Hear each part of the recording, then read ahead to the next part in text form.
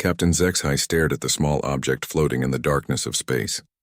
His ship's scanners had picked it up 3 hours ago, drifting alone in the outer rim territories. It looked like an escape pod, but out here that could mean anything. Pirates often used fake distress signals to lure in rescue ships.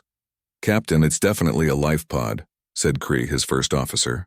The blue-skinned Corvani checked her instruments again. "Life signs show one person inside, but they're very weak." Zexhai rubbed his four-fingered hand across his face. His salvage ship, the Drifting Current, wasn't built for rescue missions. They were traders and scavengers, making their living by finding valuable items in the empty spaces between star systems. But leaving someone to die in space went against everything he believed in. "Bring it aboard," he ordered. "But keep weapons ready. I don't trust anything in this sector." The pod was small and badly damaged. Burn marks covered its hull, and several systems were completely dead. When they opened it, they found something unexpected. A human male lay inside, connected to a basic life support system. His skin was pale and scarred, and he looked like he hadn't eaten a proper meal in months. "Is he alive?" asked Torvin, the ship's medic. The large, bear-like alien ran his scanner over the human's body. "Yes, but barely. He's been in some kind of sleep state for weeks, maybe months." Zexhai had seen humans before, but not many. They were supposed to be a minor species from somewhere in the inner systems. Most aliens considered them weak and unimportant. This one certainly looked weak enough. They moved the human to the medical bay and began the slow process of waking him up. It took 6 hours. When the human's eyes finally opened, they were sharp and alert, despite his physical condition. "Where am I?" the human asked in Galactic Standard. His voice was rough from disuse. "You're on the Corvani ship Drifting Current," Zexhai replied. "I'm Captain Zexhai. We found your escape pod drifting in space." "What happened to you?" The human tried to sit up but was too weak. "My name is Marcus. I was escaping from a hegemony prison ship when they destroyed my transport. I've been drifting for..." "How long?" "At least 2 months, according to your pod's logs," Cree said. "You're lucky to be alive." Marcus closed his eyes for a moment. "The hegemony. They're still taking human worlds." "Is Earth..." "Earth fell 6 months ago," Zexhai said gently. "I'm sorry." The hegemony announced it across all communication channels. Something strange happened then. Instead of despair, Marcus's face showed what looked like relief. But it was gone so quickly that Zexhai thought he might have imagined it. "I see," Marcus said quietly. "Then it's over. My people are scattered across the galaxy now." Over the next few days, Marcus slowly recovered his strength. He was quiet and polite, never asking for anything beyond basic food and medical care. He spent most of his time staring out the observation windows at the stars, sometimes touching a small device implanted behind his ear. The crew began to like him. Despite his obvious pain at losing his homeworld, Marcus was kind and helpful. He even fixed a broken navigation computer using techniques none of them had seen before. "He's smarter than he looks," Torvin said to Zexhai one evening. "That repair work was incredible. Where did he learn to do that?" "Probably military training," Zexhai replied. "Most humans who escape hegemony attacks are soldiers or engineers." 3 days after the rescue, they reached Sanctuary Station, a neutral trading post in the border territories. It was the kind of place where no one asked too many questions, and people could disappear if they needed to. Marcus thanked them all personally before leaving the ship. He gave Zexhai a small data chip as payment. "It's not much," Marcus said, "but it contains star charts for some safe routes through hegemony space. Might be useful for a trader like you." "You don't owe us anything," Zexhai replied. "Anyone would have done the same." Marcus smiled sadly. "No, Captain. Not everyone would have. What you did matters more than you know." As Marcus walked away into the crowded station, Zexhai noticed something odd. Despite looking like a weak refugee, Marcus moved with the confidence of someone who knew exactly where he was going. And was it his imagination, or had the human scars looked more like ritual markings than battle wounds? Zexhai shook his head. He was probably overthinking things. Humans were known for being strange.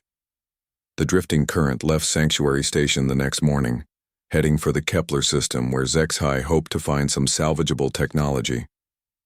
The rescue was already becoming just another memory in a life full of them. 3 days later, everything changed. Zexhai was eating his morning meal when Cree burst into his cabin, her face pale with shock. "Captain, you need to see this. We're receiving a transmission on all emergency frequencies. It's from Earth. That's impossible, Zexai said, but he followed her to the bridge anyway. The message was playing on repeat across every communication channel. A human face appeared on the screen, wearing what looked like a military uniform. The transmission was crystal clear, suggesting it came from very powerful equipment. To all species of the galaxy, the human said calmly, "This is Admiral Sarah Chen, speaking for the government of Earth. We have received reports that one of our citizens was rescued by the Corvani vessel Drifting Current, Captain Zexai commanding. The war debt has been marked as paid. Expect our fleets within the cycle." The message ended and began repeating. Zexai stared at the screen in confusion. War debt? What war debt? And how is Earth sending messages if it fell to the hegemony? Cree checked her instruments frantically. "Captain, this transmission is coming from the direction of the Sol system. And the power signature, it's massive. Bigger than anything the hegemony has." All across the ship, alarms began to sound. Not danger alarms, but the kind that meant something very large was approaching. Zexai looked at the scanner displays and felt his blood turn cold. Ships were coming out of hyperspace all around them. Not hegemony ships, not any design he recognized. They were huge, sleek, and moving with perfect coordination, and they were all heading in the same direction, toward hegemony space. "Captain," Cree whispered. "What did we just get ourselves into?" Zexai thought about Marcus, about his strange calm when he learned Earth had fallen, about the way he moved like a soldier pretending to be a refugee. Slowly, a terrible understanding began to grow in his mind. "I don't think we rescued a refugee," he said quietly. "I think we rescued someone much more important than that." The transmission reached every corner of known space within hours. From the biggest space stations to the smallest mining outposts, everyone heard the same message. Earth was alive. Earth was angry. And Earth was coming.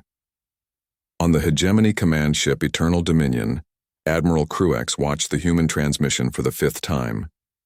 His thick gray skin had turned an even darker shade, a sign of deep worry among his species. "This is impossible," he growled to his staff. "We destroyed their fleet. We took their colonies. We saw Earth burning with our own eyes." "Sir," said his intelligence officer, "we're receiving reports from all sectors. Human ships are appearing everywhere. Designs we've never seen before. They're not attacking yet, just watching." Cruex slammed his fist on the control panel. How many humans could have survived? A few million refugees scattered across the galaxy? They can't have built a fleet large enough to threaten us. But even as he said it, Cruex felt doubt growing in his mind. The hegemony had been fighting humans for 50 years, and something had always felt wrong about those battles. The humans fought hard, but never with their full strength. They always seemed to be holding something back. On Sanctuary Station, Marcus sat in a small cafe, watching the news reports on the public screens. Around him, aliens of dozens of species talked in worried voices about the strange transmission from Earth. None of them paid attention to the quiet human in the corner. Marcus touched the implant behind his ear and spoke, in a voice too low for anyone else to hear. "Control, this is Agent 7, package delivered. Corvani vessel confirmed as friendly. Recommend full protection status." The reply came directly into his brain through the implant. "Confirmed, 7, well done. Phase 2 is beginning now. Report to extraction point Delta in 6 hours." Marcus smiled and finished his drink. He left payment on the table and walked out of the cafe. Behind him, the news reports continued to play, but he didn't need to watch them. He already knew what was coming. The Corvani ship Drifting Current was still trying to understand what was happening when they received another message. This one was directed specifically at them. "Captain Zexai," said a human woman on the screen. She wore the same military uniform as the Admiral from the first transmission. "This is Commander Lisa Park, Earth Fleet Intelligence. We understand you recently assisted one of our operatives. We wanted to thank you personally." Zexai found his voice. "Operative?" Marcus said he was a refugee. Commander Park smiled. "Marcus Chen is one of our best intelligence officers. He's been gathering information in hegemony space for 3 years. When his cover was blown, we had to extract him quickly. Your rescue allowed him to complete his mission." "Mission?" Cree asked from beside Zexai. "What mission?" "I'm afraid that's classified," Park replied. "But I can tell you this. The information Marcus gathered will save millions of lives. Because of your kindness to a stranger, you've helped end a war. The transmission switched to show a star map. Red dots marked hegemony positions while blue dots showed something else entirely. "These are our fleet positions," Park explained. "We've been building for 50 years, waiting for the right moment. That moment is now. The hegemony will surrender within the month or they will be destroyed." HFY stared at the map. There were thousands of blue dots, far more than the red ones. "How is this possible?" "Everyone said Earth fell. We saw the reports." "You saw what we wanted you to see," Park said gently. "The fall of Earth was the greatest deception in galactic history. We needed the galaxy to believe we were weak and scattered. It made our enemies careless and our friends sympathetic." "Friends?" HFY asked. "Species like yours, Captain? Traders and civilians who helped human refugees out of kindness. We've been watching and remembering every act of compassion. Those debts will be repaid." The transmission ended, leaving the crew of the drifting current in stunned silence. Across the galaxy, similar scenes were playing out. Every species that had helped humans over the past 50 years was receiving messages of thanks and protection. Every species that had ignored human suffering or supported the hegemony was receiving very different messages. On the hegemony world of Karis Prime, General Vortak was trying to organize a defense when his communications officer brought him terrible news. "Sir, we've lost contact with the 7th Fleet. The 12th Fleet reports human ships surrounding them. And sir, the humans aren't asking for surrender. They're just waiting." Vortak studied the tactical display. Human ships had appeared throughout hegemony space, but they weren't attacking. They were just there, watching, waiting. "What are they waiting for?" he asked. His answer came in the form of another transmission. This time it was from Admiral Sarah Chen herself. "To the leaders of the hegemony," she said calmly, "you have 48 hours to release all prisoners. Withdraw from all occupied worlds and surrender your fleets. This is not a negotiation. This is a statement of fact. You will comply or you will be removed." The transmission ended. No threats, no dramatic speeches. Just a simple statement delivered with absolute confidence. Vortak turned to his staff. "Options?" "Sir, our intelligence suggests the humans have at least 10,000 ships. Maybe more. They're using technology we don't understand. Our weapons might not even be able to hurt them. How did they hide this from us for 50 years? We're still trying to figure that out, sir. But the refugee camps, the scattered colonies, the desperate evacuation of Earth, it all seems to have been an act. A very convincing act." Vortak sat down heavily in his command chair. The hegemony had ruled through strength and fear for centuries. They had never faced an enemy that was stronger than them. They didn't know how to respond to it. Back on Sanctuary Station, Marcus finished packing his small bag. He had one more task to complete before the extraction team arrived. He walked to the communications center and sent a message to the drifting current. "Captain HFY," he said when the Corvani answered, "I wanted to thank you again for saving my life. I also wanted to explain something. The star charts I gave you aren't just safe routes. They're trade routes that will remain protected even after the war ends. Use them well, Marcus." "Who are you, really?" HFY asked. "I'm exactly who I said I was," Marcus replied. "A human who needed help. The fact that I'm also an intelligence officer doesn't change that.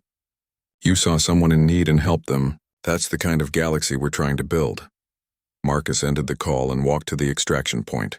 A small, sleek ship was waiting for him, its hull decorated with the blue and white symbol of Earth Fleet. As he boarded, Marcus thought about the last 50 years. All the planning, all the sacrifice, all the careful deception, humans had let the galaxy believe they were weak and broken, while secretly building the most powerful fleet in galactic history. The plan was working perfectly. Soon the hegemony would fall and a new age would begin. An age where kindness was rewarded and cruelty was punished. An age where small acts of compassion could change the fate of worlds. The ship lifted off and headed for deep space, where the rest of the human fleet was waiting. Behind them, Sanctuary Station continued its normal business, unaware that history had just changed forever. The truth came out piece by piece like a puzzle being solved across the entire galaxy. Every news service, every intelligence agency, every government was trying to understand the same impossible question. How had humanity fooled everyone for 50 years? Dr. Kalian Thorne, a Zalarian historian specializing in recent galactic conflicts, was among the first to put the pieces together. She sat in her office on New Cygnus, surrounded by data files and historical records, trying to make sense of what she was seeing. "Computer," Show me all records of human refugee movements in the past 50 years, she said. The holographic display filled with data points, millions of humans scattered across thousands of worlds, each one with a story of escape from hegemony attacks. Each one accepted as a genuine refugee by their host species. Now overlay that with reports of unusual technological developments on those same worlds. New patterns emerged. Worlds that had taken in human refugees had mysteriously solved long-standing technical problems. Agricultural yields improved. Mining operations became more efficient. Communication systems worked better. Always small improvements, nothing that would attract attention. By the ancestors, Dr. Thorne whispered. They weren't refugees at all. They were teachers. She began pulling up specific cases. On Vrex III, a human refugee named Elena Santos had helped improve the local water purification systems. The improvements seemed minor at the time, but Dr. Thorne now realized they represented technology decades ahead of what the Vrex possessed. On Kepler Station, a human engineer called David Kim had fixed a recurring problem with the fusion reactors. Again, the solution seemed simple, but it used principles that shouldn't have been discovered for another 20 years. Computer, calculate the total number of technological improvements attributed to human refugees. The number that appeared made Dr. Thorne's blood run cold. Over 1 million small innovations, millions of tiny gifts of advanced technology spread across the galaxy like seeds. They weren't just gathering intelligence, she said to herself. They were preparing the galaxy for what was coming. Meanwhile, on the hegemony capital world of Dominus, Fleet Admiral Krax was dealing with a crisis that grew worse by the hour. His intelligence reports painted a picture that seemed impossible. "Sir," reported his chief analyst, "we've been studying the human fleet movements. They're not random. Every ship is exactly where it needs to be to cut off our supply lines, isolate our fleets, and protect our enemies. It's like they knew every detail of our military structure." Krax studied the tactical display. Human ships surrounded every major hegemony stronghold, but they weren't attacking. They were just waiting like predators that had already caught their prey. "How could they know our position so precisely?" he asked. "Sir, we think we know. We've been analyzing the refugee records. Every human we captured or interrogated over the past 50 years gave us information that seemed valuable at the time. Troop movements, supply routes, fleet positions. We thought we were getting intelligence from broken refugees." Krax felt understanding dawn like a cold sunrise. They weren't broken. They were feeding us false information while gathering real intelligence about us. "Yes, sir. And sir, there's more. The humans we thought were refugees, many of them were in positions where they could observe our operations directly. Maintenance workers who could access our computer systems. Medical staff who treated our officers. Traders who visited our military bases." The room fell silent as the full scope of the deception became clear. For 50 years, the hegemony had believed they were winning a war against a broken enemy. In reality, they had been studied, cataloged, and prepared for destruction by the most sophisticated intelligence operation in galactic history. On the neutral world of Haven's Rest, Ambassador Trell of the Galactic Council called an emergency session. Representatives from 47 species gathered in the Great Assembly Hall, all trying to understand the new reality. "The question before us," Ambassador Trell said, "is simple. What do we do now that we know the truth about humanity?" Representative Zook of the Mantari raised a tentacle. "The truth? The truth is that humans have been lying to us for 50 years. How can we trust anything they say?" "With respect," said Representative Park of the Centauri Alliance, "humans have been at war for 50 years. Deception is a tool of war. The question is whether they will be honest now that the war is ending." "Ending?" Zook's voice rose. "How do we know it's ending? How do we know we're not next? If humans can hide this much military power, what else are they hiding?" Ambassador Trell called for order. "We have a message from Earth requesting to address this assembly. I recommend we hear what they have to say." The main screen activated, showing Admiral Sarah Chen in the same military uniform she had worn for all her previous broadcasts. But this time she wasn't speaking as a military commander. She was speaking as a diplomat. "Honored representatives," she began, "I understand your concerns. For 50 years, humanity has practiced deception on a galactic scale. We have told lies and played roles and hidden our true strength. I will not insult your intelligence by claiming this was easy or pleasant for us." She paused, and when she continued, Her voice carried a weight of genuine sorrow. "We did these things because we saw what the hegemony did to species that couldn't defend themselves. The Xerians extinct, the Polari enslaved, the Centauri scattered and broken. We realized that if we revealed our true strength too early, the hegemony would unite the galaxy against us. Fear of human power would have driven even our friends into their arms." Representative Trell leaned forward. "So you chose to appear weak instead." "We chose to appear helpless," Chen corrected. "There's a difference. A weak species might still be dangerous. A helpless species gets sympathy and aid. We needed both. And now?" asked Representative Park. "Now we offer a choice. The hegemony will fall within days. Their military structure is already collapsing as their subject species realize they're free to rebel. The question is what comes next." Chen gestured and the screen split to show a star map. Green zones spread across it like growing flowers. "These are protection zones. Any species that wishes to be included will receive Earth's guarantee of safety. Not our rule, our protection. You govern yourselves, trade with whom you choose, live as you wish, but no one will be allowed to conquer you or enslave you or drive you extinct." "And if we refuse this protection?" Suk asked suspiciously. "Then you govern yourselves, trade with whom you choose, and live as you wish," Chen repeated. "The only difference is that if someone attacks you, you'll have to defend yourselves." The implications were clear. Earth wasn't demanding submission. They were offering something that had never existed in galactic history. A peace enforced by overwhelming power, but not accompanied by conquest. "Why should we trust you?" Representative Park asked quietly. Chen smiled, and for the first time she looked more like a tired woman than a military commander. "Because, Representative Park, your species took in 17,000 human refugees over the past 50 years.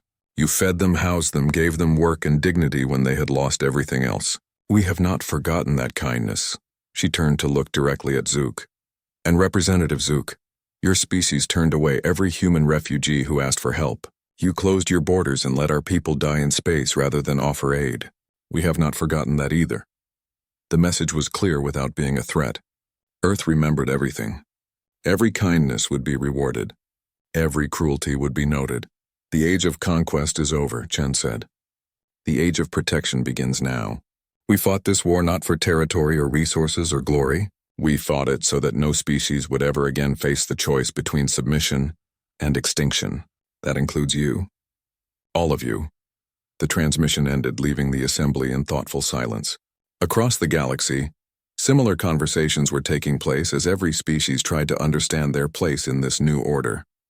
On the drifting current, Captain Zexhai received a detailed report about the protection zones. His ship's position was clearly marked as being under Earth's guarantee of safety. "Look at this," Kree said, studying the data. "Trade routes, safe passage guarantees, even priority docking at human stations. All because we picked up one refugee." Zexhai thought about Marcus, Agent 7, and his quiet thanks before leaving their ship. One refugee who wasn't really a refugee. Does it matter? Kree asked. "We did the right thing for the right reasons. The results are the same." Zexhai nodded slowly. Perhaps that was the point. The humans had tested the galaxy's capacity for compassion, and they were rewarding those who had passed that test. It was a strange way to end a war, but then, humans had proven to be a very strange species indeed. The hegemony's end came not with massive battles or dramatic last stands, but with the slow, methodical collapse of everything they had built. Admiral Krax watched it happen from his command ship, powerless to stop the systematic destruction of his empire. "Sir, the Fourth Fleet has surrendered," reported his communications officer. "Admiral Vex says his ships are surrounded and outgunned 10-1. The Seventh Fleet? Also surrendered, sir. The humans didn't even fire a shot. They just appeared around them and waited." Krax studied the tactical display showing the positions of human ships throughout hegemony space. It was like looking at a carefully planned surgery. Every cut was precise, every movement calculated to cause maximum disruption with minimum waste. "How many ships do they have?" he asked, though he dreaded the answer. "Current count is over 15,000 confirmed vessels, sir, but they keep appearing in new locations. Our intelligence estimates suggest they may have as many as 25,000 ships total." The number was staggering. The entire hegemony fleet numbered barely 8,000 ships, and many of those were outdated or in need of repair. The humans hadn't just built a larger fleet. They had built an overwhelmingly superior one. "Sir," said another officer, We're receiving a direct communication from the human flagship. Admiral Chen wants to speak with you personally. Crack straightened his uniform and tried to compose himself. When the screen activated, he found himself looking at a woman who seemed completely calm, despite commanding the largest military operation in galactic history. Admiral Cracks, Chen said politely, I believe it's time we discuss terms. What terms? Cracks replied, You've already won. Your ships surround every one of our strongholds. Our allies are surrendering faster than we can count them. I want to avoid unnecessary bloodshed, Chen said. Your people don't need to die for the mistakes of your leadership. Surrender now and we can discuss a peaceful transition. Cracks almost laughed. Peaceful transition to what? Human rule over the galaxy? Human protection of the galaxy, Chen corrected. There's a significant difference. Under our protection, your people will be free to govern themselves, choose their own leaders, and live their own lives. The only thing they won't be free to do is conquer other species. And if I refuse? Chen's expression didn't change, but something cold appeared in her eyes. Then we will remove your government and install one that's more interested in peace. The choice is yours, Admiral. Easy transition or difficult one. But the transition will happen. The transmission ended, leaving Cracks alone with his thoughts. Around him, his staff waited for orders that he no longer had the power to give. Across the galaxy, human fleets were demonstrating exactly why resistance was futile. On the hegemony world of Karis Prime, General Vortak watched in amazement as human ships disabled his planetary defense grid without firing a single weapon. How are they doing this? He asked his chief engineer. Sir, they're using some kind of energy dampening field. Our weapons simply won't charge. Our shields won't activate. It's like they're turning off our technology. Vortak had never seen anything like it.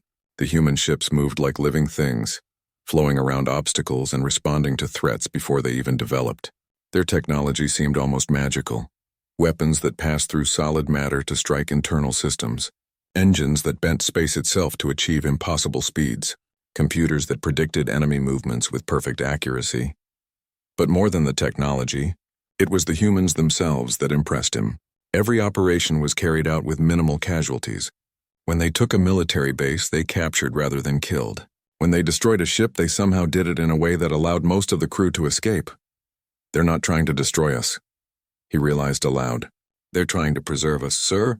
Look at their targeting patterns. They're disabling our war-making capacity while leaving our civilian infrastructure intact. They want to end the war, not genocide our species. It was a type of warfare that the hegemony had never seen before. They were used to total war, where the goal was complete destruction of the enemy.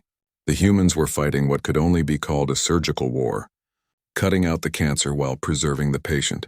On Earth, Marcus Chen stood in the command center of the Global Defense Force, watching reports from across the galaxy. His stint as a refugee was over, and he had returned to his real job as head of Earth's intelligence service. Sir, said one of his analysts, we're getting confirmation from all sectors. The hegemony military structure is collapsing faster than our most optimistic projections. Marcus nodded. And civilian casualties? Minimal, sir.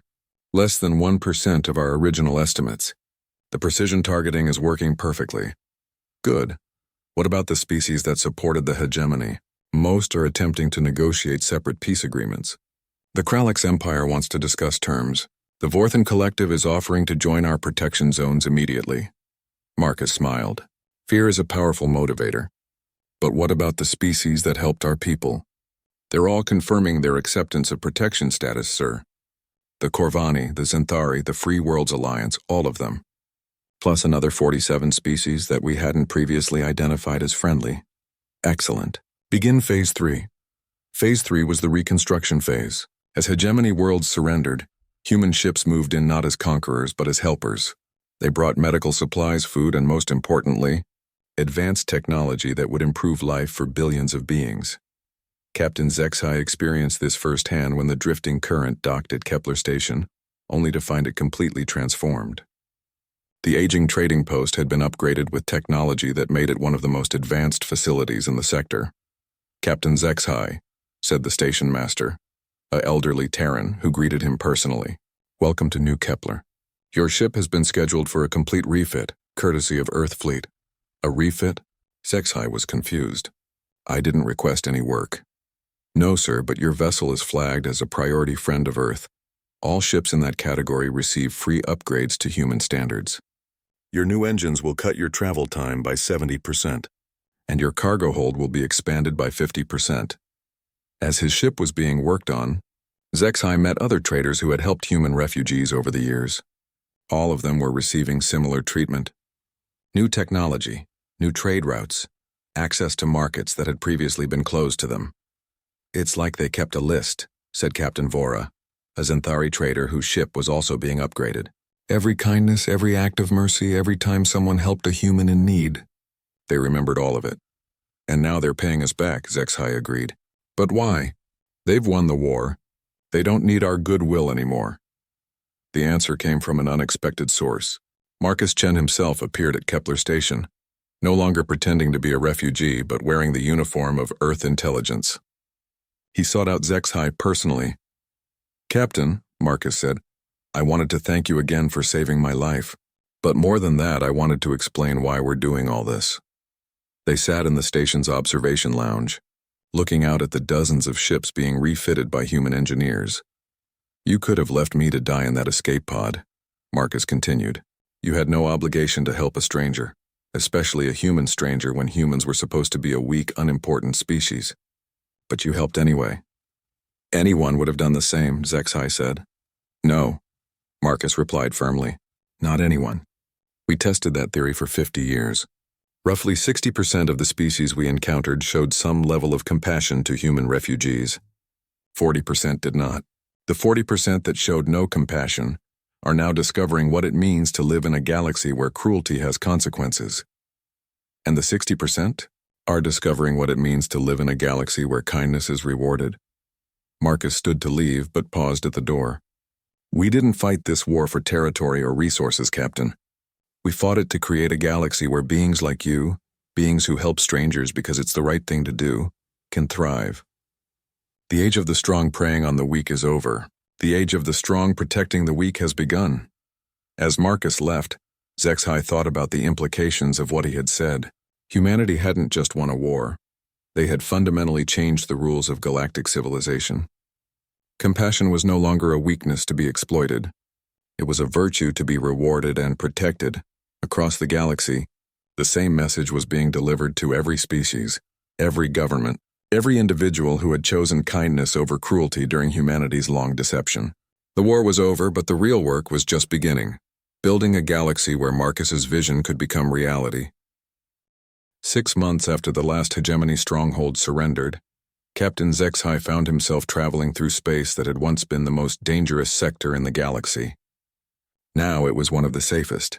Human patrol ships moved through the area like protective guardians, their presence ensuring that no pirates or raiders could threaten peaceful traders. The drifting current had been completely transformed by human technology. The ship was faster, more efficient, and equipped with systems that would have seemed like magic just a year ago.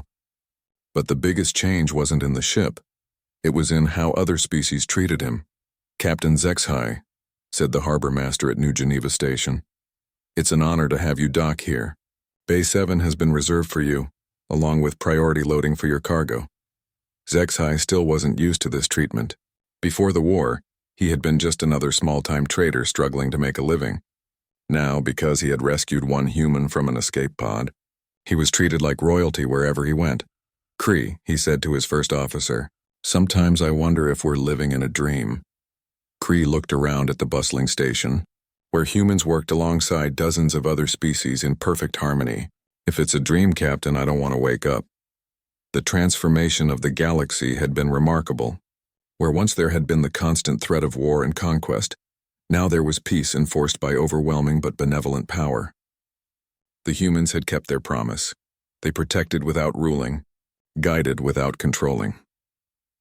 On the former hegemony capital world of Dominus, now renamed Liberty Prime, Admiral Krax worked as a civilian administrator, helping to rebuild his world's government. The transition had been surprisingly smooth. The humans had removed the military leadership but left civilian institutions intact, allowing the population to choose their own representatives. "Admiral Chen is here for the monthly inspection," his assistant informed him. Krax straightened his civilian clothes and prepared to meet the woman who had ended his empire. These monthly meetings had become routine, but they still made him nervous. Admiral Chen entered his office with a small entourage, but her manner was friendly rather than threatening. "Administrator Krax," she said formally, then smiled. "How are the reconstruction efforts proceeding?" "Better than expected," Krax admitted. "The new economic programs are working. Unemployment is down 60% from last year. Crime rates are at historic lows. And the integration programs? Former soldiers are adapting well to civilian life. The counseling services you provided have been very effective. Many of them have joined the Planetary Defense Force or the Merchant Marine." Chen nodded approvingly. "What about relations with other species?" This was the part that still amazed Krax. "We've signed trade agreements with 47 different species, including many we used to consider enemies. The Centauri ambassador actually thanked us last week for our help with their mining operation." "Former enemies working together," Chen mused. "That's what we hope to achieve." After she left, Krax reflected on how much had changed. His people had been the terror of the galaxy, feared and hated by everyone. Now they were becoming productive members of the galactic community. It had taken defeat to teach them what victory really meant. On Earth, Marcus Chen stood in the Global Command Center, reviewing reports from across human space. His sister Sarah had returned to her position as head of the fleet, while Marcus continued to oversee intelligence operations. But the nature of their work had changed completely. "Sir," said his aide, "we have the monthly compassion reports." Marcus opened the files with interest. These reports tracked acts of kindness and cooperation across the galaxy. They were part of humanity's ongoing effort to encourage the better angels of every species' nature. "The Vrathari helped rescue survivors from that transport accident in the Kepler system," the aide reported. "The Corvani Merchants Guild donated supplies to the refugee camp on Haven's Rest, and there have been 47 successful negotiations between former enemy species." "Any problems?" 3 minor conflicts, all resolved peacefully. The Zelani and the Mortaxi had a trade dispute, but the Arbitration Council worked it out. There was also a piracy incident in the Outer Rim, but local defense forces handled it without our intervention. Marcus smiled. Local defense forces. 6 months ago, most of these species couldn't defend themselves against a determined merchant. Now they're cooperating to maintain peace. The transformation had exceeded even humanity's most optimistic projections. By removing the threat of conquest and providing security for all, they had freed every species to focus on growth and cooperation instead of survival and warfare. At the Galactic Council chambers on New Geneva, Ambassador Trell called the monthly assembly to order. The chamber that had once been dominated by hegemony representatives and their allies now hosted a much more diverse group. "First order of business," Ambassador Trell announced. "The application for membership from the reformed hegemony worlds." The debate was brief. Every species that had been granted protection by Earth was welcome to join the Council. The only requirement was a commitment to peaceful coexistence and mutual aid. Second order of business. The proposal for the new trade compact. Representative Park of the Centauri Alliance stood to speak. The proposed compact would create standardized trade regulations across all protected space, ensuring fair dealing for all species regardless of size or technological level. "And enforcement?" asked Representative Zook of the Mantari.